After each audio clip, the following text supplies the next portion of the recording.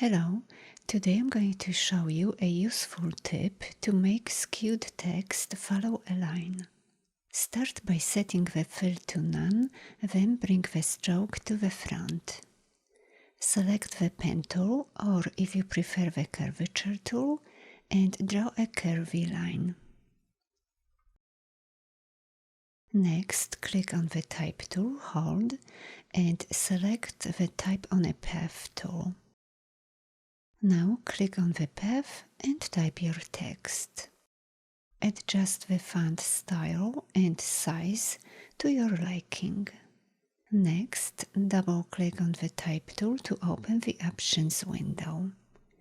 Turn on the preview to better see what we are doing. And now set the effect to skew, then click OK.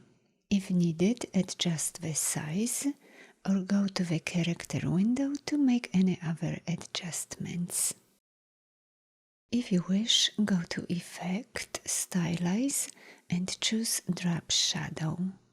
Then adjust these values to your preferences. Go to Effect again, Warp, and experiment with these options for a slightly different look.